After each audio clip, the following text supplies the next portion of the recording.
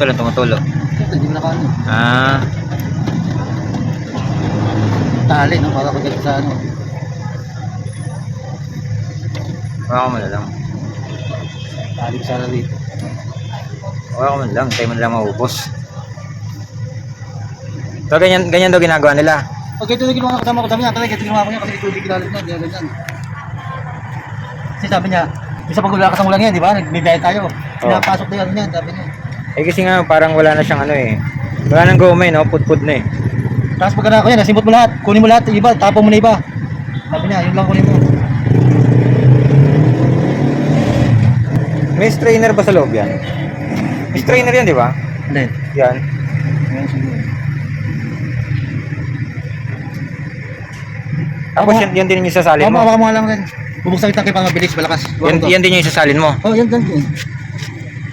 Sabi pa mo ubusin, kunin mo lang para makauwi ka lang, makagdag ka. Pakagdag ka lang pa bago. Pakarga ka ng ano, mga 500, no? Wala kasi ano, kaya na bukas niya. Hindi naman eh.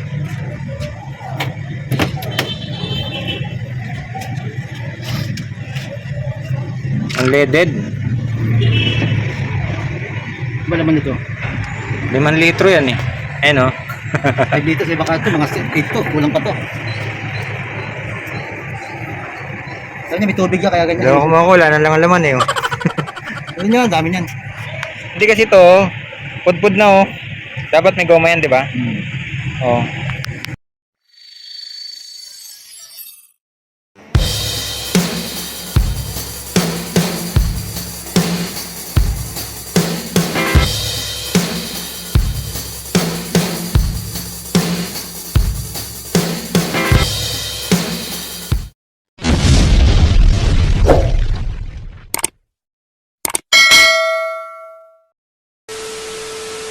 Flashback. Sorry sa adventure, kumusta ang adventure niyo today? So ayan, meron tayong nire-rescue ngayon. Yung kasamahan ko sa trabaho ay tumirik daw yung kanyang motor. Hindi ko alam kung ba't tumirik siya, pero may sinasabi siya sa akin na parang may tubig daw yung tangke niya. So ayan, tingnan natin kung meron tayo dito panali. Ayan, ito kasi ginagamit ko to sa ano eh, sa box. So yung aking box ay pag kinakabit ko, nilalagyan ko pa siya ng strap kasi nga baka malaglag. So mahirap na, di ba? Baka gumulong siya sa kalsada habang umaandar tayo. So ayan,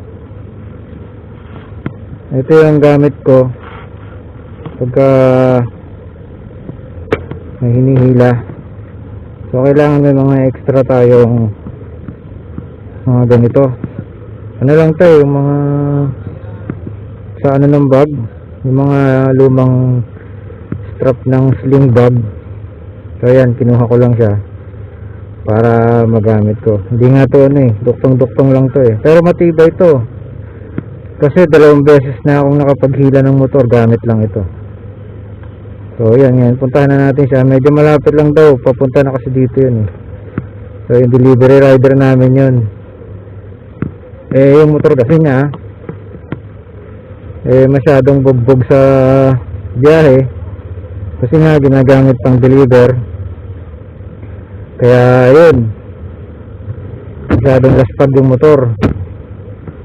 Ganun talaga yung mga motor kapag pang deliver eh. Siyempre nakakargahan ng mabigat, kaya nalalaspag. So kailangan kapag mga ganyan na pang delivery, yan para mga ganyan no. Ito kasi delivery ng pizza dyan. Pero yung sa amin kasi delivery kasi ng mga ano yun eh, home care product, yung mga sabon, panlinis ng CR, mga ganyan. So kaya mabigat siya. Pero medyo malapit lang pala siya, yan lang oh.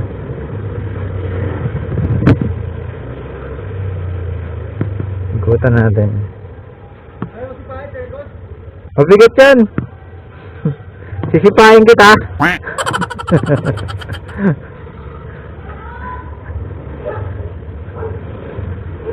Ano? Hilahin kita o sisipain na lang kita?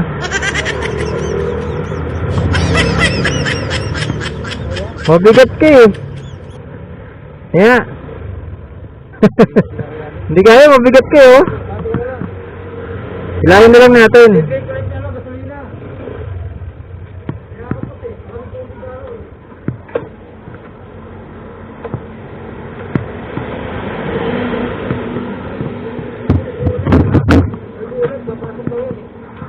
Ha? Pumapasok dito tubig? Oo, pagkasabi ng ano, iba kasama ko, sabi niya, tinawa ko iba kasama. Tubig yan, Bakit ganito sa akin nangyari? Sinihin ko lang, ito, mandag. Ilalim din tubig eh. Sumasama dyan? Kasi sumula malakas. Papasok pa rin dito. Babaw lang ano. Oh. Ay, wala ka kasing goma. Dito ko walang ano siya rito, yung di ba yung meron ano. Oo. Baka may nabibiling goma para dyan.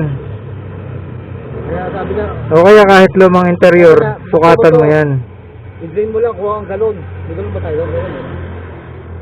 Meron pero parang may laman eh. Hilahin na lang natin. Linin mo yan, salin mo lang uli. Tira mo ilalim. Saan ba dito? Eh, bakal. Bakal, dito. Dito. Baka masira yan, ano, yan. Hindi eh, gumagalaw tong ano eh, shock eh. Dito dapat, sabihin, bakal dito. Oo. Hindi, yun naman. Tapos yan dyan eh. Hindi dito kasi tumawa ka mabali yan eh. Hindi yan, diretso yan eh. Diretso yan oh. Dito ko rin ano. Wala kasing galon dito eh. Dinig ko kanina, dito lang oh. Sa may baso dito. Oh. Dinig ako, umandar eh. Yan nga lang, sa may tubig na. Kami tubig na. Buti malapit ka lang. May para di-deliver oh. Ha? Yung rest, na-deliver ko, parada pa lang. E saan ka galing ngayon? Oo, handa kanina. Lumay ko dito. Hindi ko tumatag ako tumatag. Dahil ka, dahil kayo po. Kasi i-train mo lang yan, ha?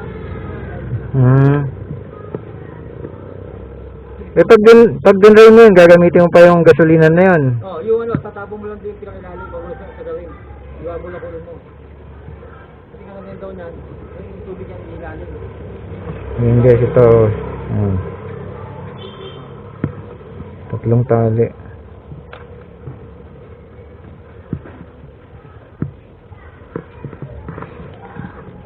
So, yun. Plano niyang hilahin. Plano niyang i-drain daw yung gas. Kasi duda siya na baka may pumasok na tubig doon.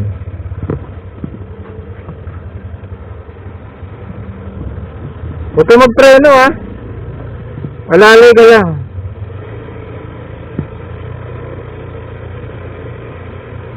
So yan kanina plano niya magpatulak na lang ng paa. Ang problema, may box kasi siya. Pag may box na ganun kasi hindi ako makadikit sa kanya eh. Hindi kagaya ng mga scooter. Yung mga scooter kasi maliliit lang yun. Saka yung ibang motor na ano, basta ito kasi may box kasi siya eh. So hindi ako makadikit sa kanya ng maayos, kaya talagang ang solusyon lang eh hilahin. Ayan, buti malapit lang sa trabaho. So ayan, dito na kami.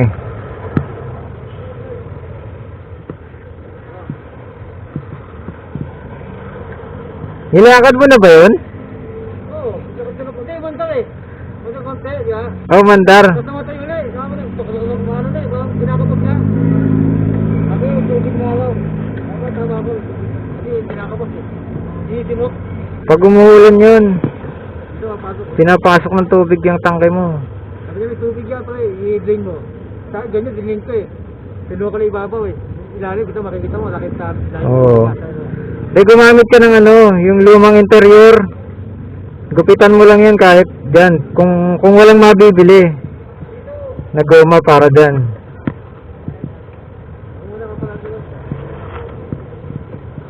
Teka lang.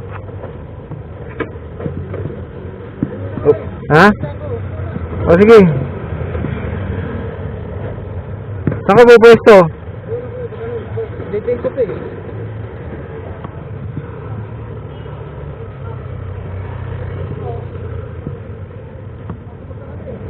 So yung adventure, mahalaga meron kayong mga ganitong tali, di ba? Malaking bagay eh na may ganito kayo, makakatulong kayo. Ayan o, 3 strap lang yan eh, 3 strap. Yung ganong layo, so yung 3 strap sapat na yun para yung tabang distansya lang, para makahila kayo ng isa pang motor, diba? Kasi kapag mga 2 strap lang, bitin yun, maiksi. Yung 3 haba ng strap nito, pang sling bag to eh, yung mga lumang sling bag. So yung 3 strap sapat na yun, yung distansya nya. So importante may mga ganyan kayong kasimpleng gamit.